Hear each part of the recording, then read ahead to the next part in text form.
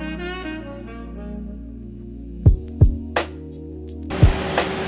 y'all doing?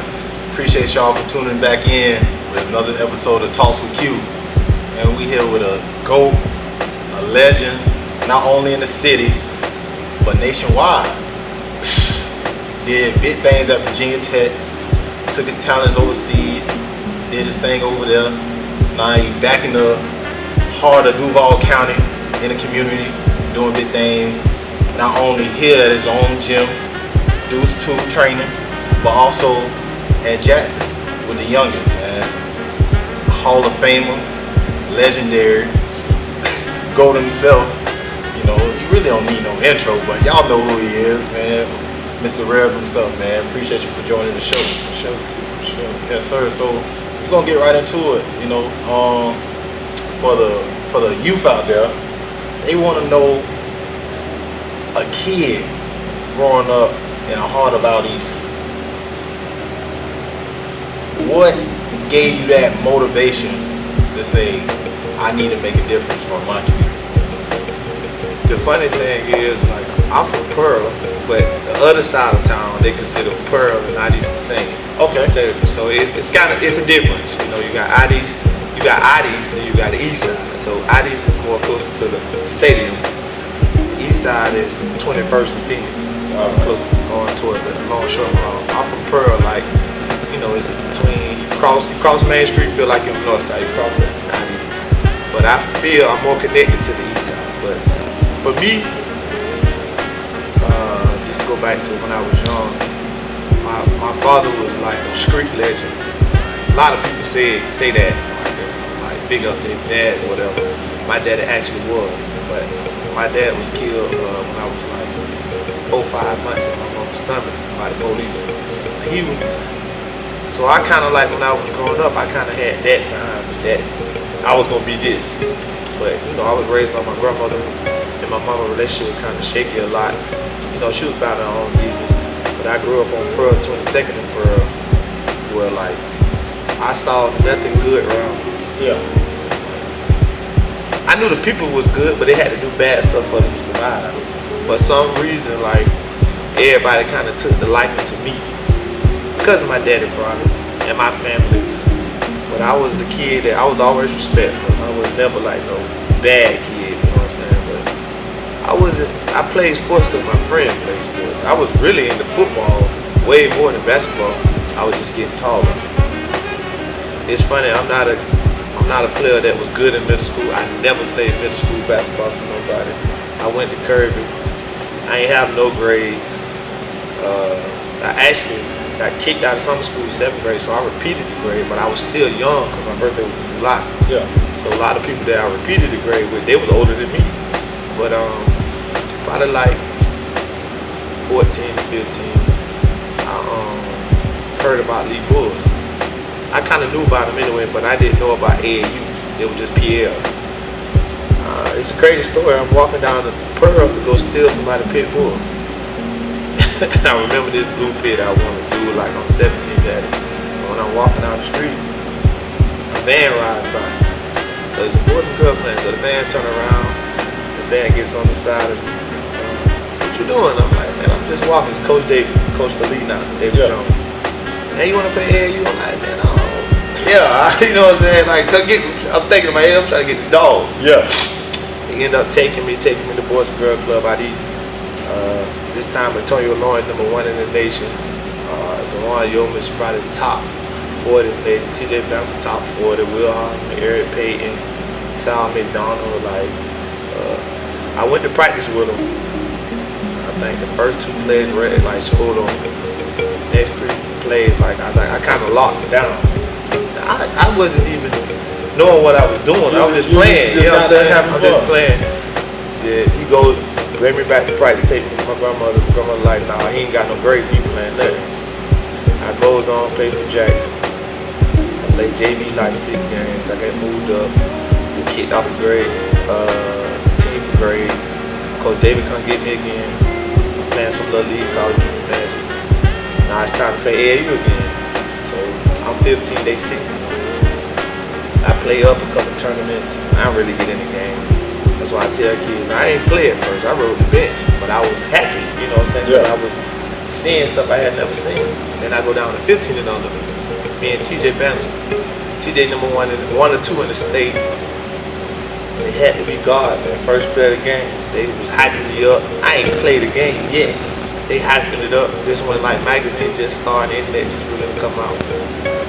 TJ told me before the game, just go for the lob. I'm thinking like, I can't really dunk. You know what I'm saying? I can't really dunk, but I can dunk. You know what I'm saying? They tipped it. I remember Will Master tipped to TJ. I ran. And when I ran, I jumped. And when I jumped, my body would just turn. I called it 360. First play, first point ever, Eddie. So your first play was a dunk. Went like that. So is that when you knew that I could do something with it? I just figured it had to mean something. Man, I couldn't dunk. I wasn't like I wasn't dunking it. Like I hadn't dunked before in the game. It was the first play, first ever. Boom, dunk. And I couldn't let Coach David down because he put me on the team for no reason. Like just I don't know what he saw in me. He knew me from back in the days playing, but I hadn't did nothing. Not to be on the court with these guys at the time. Then man, I just kept working, man. I just kept working. I was defender. So I knew I was gonna get in the game. I rode the bench. First 4 or 5 tournaments, I was on the bench. I didn't really care. I was happy to be out of town. Yeah. But when they gave me a chance, I took advantage of it. And I got better. Their ceilings was already high. So I couldn't do nothing but go up. You know what I'm saying? You gotta get better. Yeah, I couldn't do nothing but go up. And Red ended up leaving Jackson, going to California. Something that I wish he never did, but he did what he had to do. But it was my chance to shine. So I took advantage of it. I always felt like nobody don't think shit about me. So I go for what I know. And it just kind of took off. It was bigger than me. Like my neighborhood was coming to the games. Like I had people from everywhere, the whole city coming to the game. So how was that? How was that atmosphere, knowing like, okay, dang, like people getting off early, come see me on the dot. At first it was crazy because I remember we was getting this time like internet just popped. They go on Google, TJ, Jamon, everybody, we on computers, you know, dial-up computers. Yeah. They typing their name in, your name, so much stuff come up from Google. It's normal now, but then you see your name come up on the internet. I remember typing my name up and nothing came in. Like that shit made me so mad. And I would go to the park and just think of that. You go to my neighborhood, everybody think, asking about me, all the old people, they gonna hear a ball, 5 o'clock in the morning, boom, boom, Didn't work. boom. You hear the people, stop shooting that damn ball around, boom, boom, me and the dog, boom, boom. I went every morning. Wait, so you ended up getting the pick? Not that pit, I had another pit. Well, fake ass pit mixed with some shit. But I used to walk to the park, boom, boom, 5 o'clock. I would just shoot. Couldn't shoot, but I was shooting. Yeah. I was working on moves. I was trying to dunk. I would do that every day. Then, like, I played basketball since I was 6. I was 6 till I was like 12. My family never really came to the games, whatever reason they had going on. So I was okay with not looking in the stands, not seeing nobody. Then when everybody started coming, I wasn't nervous. I felt like I had something to prove to them. Like, the motherfuckers ain't come all this time. Yeah. Not for to show y'all. Then now it's like they bragging on me. No, I got more shit to prove, man. For us, Reigns and Reebok game was like, I look at that shit like, the memories I want to get. And I remember like, I wanted to see my homeboys, the older dudes I look up in the hood. That's my little dog. That's my little dog. Yeah. And it felt like everything. Did you feel? Cause y'all have another goat that's a part of Jackson. So did you feel that there was pressure on you to live up to that height? No, cause you ain't gonna catch him. There ain't no pressure, cause he over there. Okay. He over there. That's like the people sometimes say Jordan over there. Yeah. Like to us, he over there. Like you ain't catching none of his records. I probably call it steal record, but you ain't catching none of his records. So me personally, and how I feel in my life, he was coming back, trying to work out with me. If I would have win and work, I probably been good. But I was so scared of him who he was. Like, I wanted my jersey on the wall because I saw his jersey on the wall. Yeah. So I had to be like 8 or 9. I had snuck in a few Jackson games to see him play. I remember he had like, I don't know if he had 60 or something. I remember him just, I ran home and told my grandma, it's Michael Jordan at Jackson. Like, I remember this. And I remember back in the days, they played Reebok, something crazy happened in the end. They had like a war, bro, for like 2-3 weeks. People, you don't know that? You never heard of this stuff? I always heard about Colts going crazy. Nah, bro, they had a war about Jackson Reebok, man. People died, all types of crazy. Funerals getting shut off. Dude, my mom used to go with, man, before the game, he gave me $3-5 bill. That night he got killed over the game. So it was like, it was different than with JC. At Jackson, you don't understand like who he is. Like, it was no pressure for me because I wasn't even worried about catching. Like, he wasn't even in my mind because I just know 10 times better than everybody.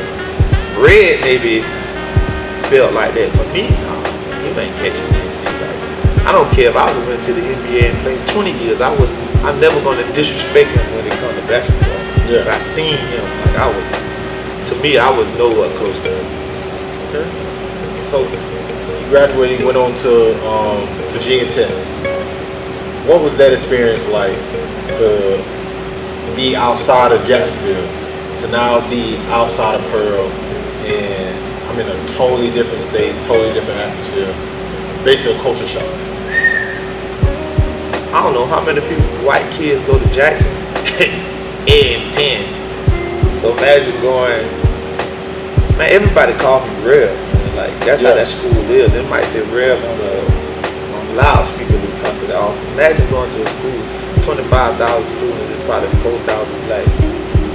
And the first day on campus, like, people don't actually understand, coming from the hood, you don't have really interaction with white kids and white people unless you see the police. Yeah. Like, it is what it is. That was the first time I ever really played for a true white coach. We had like a white coach at AAU, but that's only like 2-3 weeks of month. Now you playing for a white coach, white city coach. Everybody around you white. And for the first 3 months, I was telling people my name was Travis. I was scared. Like, I wasn't racist or nothing because I knew how to, I treat people how they is, but I didn't understand it. You know, like, they so friendly how they come up and talk to you, and they actually don't want nothing from you but a conversation. Yeah. And I ain't understand. But Virginia Tech, I had a plan. Like, I actually had a plan when I went there. Like, I'm gonna go there, I'm gonna win every workout drill, every drill in basketball. I'm gonna do this, because Virginia Tech, nobody hadn't heard of Virginia Tech in Jacksonville before I went there as far as basketball. Yeah. I had a plan. Then I had a roommate, he was from the Muck, he was from Pahokee. And he was ready for college academically. Like, I wasn't. Like, I ain't really take college that schoolwork that good. So he helped me on that end by making me get up, making me focus on that. And he was just as good as me in basketball, but I was a little bit more mature because I came from the hood. You know, I seen a lot of stuff. So I used to always just push him, and we just started pushing each other. So when I got to college, whoever was in front of me just was going to be in front of me. We were going to fight for that spot. We were going to do whatever for that spot. And I kind of like, now that I hear people say it, like, you changed the culture, I'm like, damn, I really went in there with that plan. Yeah. I remember looking at the schedule, older dudes on the team, like, we're going to lose this game, that game. Man, I ain't losing that game. You tripping. Like, I don't care who we playing. Now, it's some teams we ain't going to beat, but the rest of them motherfuckers, we can beat. And I just felt like it was starting to change. The coach always treated me a little bit better than he treated everybody else because I was mature. Yeah. Like, a lot of stuff he wasn't gonna say to me that he was gonna say to everybody else. I deal with the consequences. You ain't gonna talk to me crazy, but Virginia Tech was just different, man. We started off in my freshman year. I scored 21 points in my first game. Like the first 6-7 games, I was like 15, 16. I get hurt, I tell my meniscus. I think they lost every game but one when I was hurt. I come back, made it to the Big East tournament. They never been to the Big East tournament in their life. I had a good year. My sophomore year, we moved to the ACC. I had an alright year. I probably had like 10-5. I made first team all defense in the conference. We finished 4th behind North Carolina, Duke, Wake Forest. Virginia Tech, that's huge. Yeah. I played good my junior year. This the year where I think I made a mistake. I should have entered the draft and, test the waters. But we had a bad year. Dude behind me, grandmother died. One of my teammates got diagnosed with cancer. Another boy on the team, his daddy was dying from cancer. So we had a bad year. And my senior year, we went crazy. We went crazy. I didn't go crazy. Yeah. I played for the team, which I should have been a little bit more selfish. I probably would have made it to the league. I've been a little more selfish, but we won. We finished second in the ACC. I won Defensive Player of the Year. I won third time making all defensive team. I made third team all ACC. I had a good career. It could have been a little better. My summer going to my senior year, I came home. I got lazy. I was chilling. That's probably the most in my career. That's the thing I regret the most. My summer going into my senior year. Because all the other years I worked like crazy. Did you always come home and work, or did you stay? I always came home, but I was chilling. When you're in college, you're so ready to get out of college. Yeah. Not understanding that you're supposed to be. Especially once you become that upperclassman, you're like, man, I know the routine. Yeah. I know the schedule and everything. That was on me. I was always a self-motivated person. I was feeling myself. Like, I'm famous at home now. I know I'm finna start. Ain't nobody finna take my position. So it was just like, I'm too comfortable. When you finally decided to become a pro, what was that process like? And then once you did your time overseas, did you not think about trying to get back into the NBA once you had won a few rings and whatnot? When I came out, of course I thought I was gonna get drafted. I probably had like 12, 10 workouts. I think 11 workouts. I did good in all the workouts. I worked out for Dallas twice. I ended up not getting drafted, going to some league with Dallas. I played all right, not special. And I go to training camp with the Wizards. I probably should have went with the Hawks because me and Josh Smith, we had the same agent. Okay. When I went to training camp, mentally, I wasn't ready. I signed some contract, non-guaranteed contract. I remember it was like $435,000. When I seen them numbers, man, I ain't thinking about no basketball. I had never seen 10 grand in my life. Talking about 400 and something next to my name. But I wasn't thinking about it. I was thinking about going to the club, buying these cars, and all this. So when I was up there, that wasn't me. Like, I didn't give a good reputation of me up there. I was still in the fan mode. Like, you still looking up to these guys. You know what I'm saying? Like, I'm there giving arenas. I'm there with Jameson, instead of me looking like, hey man, this fool. Like, I had to hit it. But I ended up getting released because somebody else got hurt. I could have stayed for I think it was like 3 more summer league games. Preseason games. I'm like, I'm not doing that. I'm not just sitting here stuff. So I already had deals to go overseas before I even did all that. So I went overseas to Turkey. It was just, and overseas is about winning. It's not about where you come from. You can come from Duke, you can come from EWC. Dude from EWC playing better than dude from Duke gone. Yeah. That's what I like about overseas. They ain't giving you nothing. And for me, I'm always that type of person where, I can earn it. In the league, you can be gangster, but if they already got a superstar on the team, you done. You know what I'm saying? Like, so when I went over there, I had 2 chances to go back. The money went right. After a while, you get a family, you get some money. Now we talking business. All right, I'm making almost 1.5 tax-free. You want me to come back and take 400? To show who? To do what? To sit on the bench? Yeah. But I still got to come back and prove myself. But over here, I'm one of the best guards in Europe. Okay, I don't get people to see it. But at the end of the day, it's about making money. Yeah, they love me over here. They love me over here. Now I got to come back over here. You telling me not to shoot. You telling me not to do this. But over here, I'm everything. Yeah. I'm on video games now. You can't tell me nothing. Only thing, I'm just not in the league. I'm getting, if you count the taxes part, I'm really getting paid like I'm in the NBA. And I'm on video games. That's half of my dream. Yeah. Now I look back on it, I wish I would have went the second time, tried the second time. OKC was talking to me. I was a little bit older then. I was kind of like, the love of the game was kind of going away. As you played for a couple of years, I was probably like 7 years in. Now I'm starting to think like, oh, you're getting the road getting a little closer. Yeah. The young boys getting a little faster. And I really don't want to go to practice no more like I wanted to go before. And I think back, I wish I would have, but you know, I set myself up pretty nice basketball.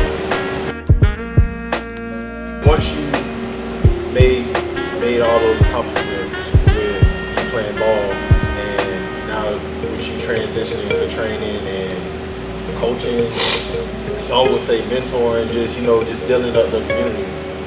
How is the training, coaching, and just you being back home full time? How's that going for you? When you're training somebody, you're not training somebody who's coming from a desperate place. You're training somebody who already got something. Yeah. And that's hard for me to relate to. I can't tell you like, hey man, you need to go get these 100 shots up. Your mama gonna be standing in the hood forever. Yeah. These kids don't even understand it. So they don't understand that working now is gonna help you later. They rather wait and get to college and understand that, oh, this coach ain't playing with you, he's gonna keep you out of school. He don't need you. But then they looking to blame everybody else but themselves. I tell everybody, there's only one person trying to stop you. There's only one reason why you ain't go where you want to go. Why? You. They don't understand. Everybody's not football-wise, you go to Florida State, Miami, Alabama. But if you go somewhere less than your talent, that's your fault. Because college is a blessing. I don't care if you go to D9 college, it's a blessing. But if you go somewhere less than your talent, that's your fault. Yeah. You did something wrong. And none of them don't seem to see it. You might catch 1 or 2. And with the training, I don't think they actually understand how important it is. Or they don't understand how big the world is when it comes to basketball and football. There's great players everywhere. Then when you get to college, the player that you think is the best ain't the best. It's that kid from that little city that you never heard of. People don't. That he ain't heard of, who been running sprints, mad because nobody came to watch him play. He the most hardest working player in the gym. No, in fact, That's what they don't get. And it's, for me, it's getting frustrating to keep explaining. Now the parents is so involved. When I was coming up, not so many parents they was at the games, but they weren't actually trying to coach you. They let the coach do their job. yeah. And then when it comes to coaching, I don't really coach. I'm not getting paid. I go when I want to go. But I'm looking at the coaches, Pop Warner, any level. They don't make nothing. When you think about it, they don't make no money. It's really free. If you're the head coach, you're giving that money back for what you made. But everybody wants you to be Nick Saban. They want you to be Nick Saban and pay you like nothing. Understanding the resources and the people that Nick Saban have around him. Now understanding the time you take away from your own family. Yeah. To do that, like I tell people, I don't talk to my child twice. They think I'm gonna argue with somebody else's child, and I'm trying to help them. Yeah. Then their parents sitting in the background like their kid is right. I tell them to come watch practice. Now you understand why coaches do what they do. Coaches don't. They not gonna bench a good player. Benefit to him to win. So it's frustrating to me when it comes to training. It's frustrating to me when it comes to coaching. Because I got kids, I tell them come for free. Now you come for free, you don't have to pay. You can tell your mama you don't got to pay no more. They still don't come. Oh, so at what point? I know even if I was a bad trainer, you still get to come in the gym for free. Yeah, you still getting shots up. And it's like, it's at that point where I almost talk my clothes me down. Then I ran into one kid, Lito Shepherd's son. Boss maybe 11 years old. I know what he's gonna be when he get older, but the drive that he showed now just gave me inspiration. So I'm like, well, I got this one kid that give me inspiration to come to the gym, to work out, to even work out for myself, and to train him. I really don't give a fuck about nobody else. As long as I got one. And he's a kid that I know he's financially straight. You know? He still works like he's not. And that's the type of kids I want. The type of kids that we need nowadays, especially in sports. But social media is just taking over. Even with the parents, they seeing these kids going from high school and being able to go to the G League, getting $500K, and they like, oh, that could be my son. No, Nah, because a lot of them same kids that's getting that 500K, they in the gym 3 times a day.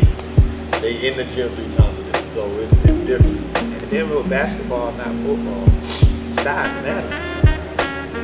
What you do at 6'1", 6'2", if somebody 6'6" can do the same thing. 6'9". Yeah, the game changing, man. Like, they take basketball as a joke. We're a football town. Everybody understands. Even on the football level, I'm seeing so many kids go to school getting kicked out. I asked them, like, you know where you're coming back to, right? They don't understand. You're not coming back to Bel Air. Yeah. And just being rich actually is not a place of opportunity like that. It ain't a lot of doors open. You got blessed with one. Oh, you do something. How do you feel about the trend that's going on with these kids with the HBCU? Me personally, I'm not really to sacrifice my child for the culture. My own child for the culture. I respect the culture. I respect everybody who talks about it and want to do it for where y'all was at in the beginning. So all these people with the money and doing all this saying, before Dion went, there was plenty of people went to them schools that had money. Why you ain't put money in the program? Yeah. Like, so you want my child to go, donate. Because let me tell you something, it's a big difference from riding the bus 12 hours and catching a plane for 3. So I'm cool with it. I hope it goes back to how it was. But if I had a child, I'm not sacrificing my child for a coach because if something go wrong, where's the coach? Facts. I graduated from HBCU. I attended HBCU, so you know, like you said, it's a lot of big names. Like Winston-Salem State got a huge name. Coach Robert Massey played in the league. I want to say 11 years. I know he played in the league for more than 10 years. But Michael Irvin did an interview about him, and he said he one of the hardest cornerbacks he had to guard. But you know, Dion covered a lot of lights, a lot of glamorous stuff. So when they see that's really what they seeing. Yeah, it ain't about Jackson State. Yeah, they just seeing, oh man, he got this camera, that camera, blase all around him. So it's huge. But you know, I'll be lying about it if I said I'm not excited about what's going on. You know, unfortunately they had to come with all the lights and stuff because there's so many big names that been a part of HBCU before Dion came a part of it. But hey, it's here, might as well take advantage. I love it, but it showed that so many people did nothing before. It showed. Yeah. To me, people not seeing that part. He had to say the kids need their jerseys on the back, name on the back of their jersey. Who doesn't know that? Yeah. Who doesn't know that? Like, half of the people go to college never going to play in the pros. That means something to players. Like, that actually means something. Like, how can you beat a team and you tell me you're finna drive 8 hours before the game? I remember that. I remember playing with BCU now, and I heard my coach just talking about, oh yeah, we paid them so much. I'm like, y'all paid? Oh yeah. And I was like, you don't know that till you get to college, right? Yeah. And it made me realize, oh, this is a real business.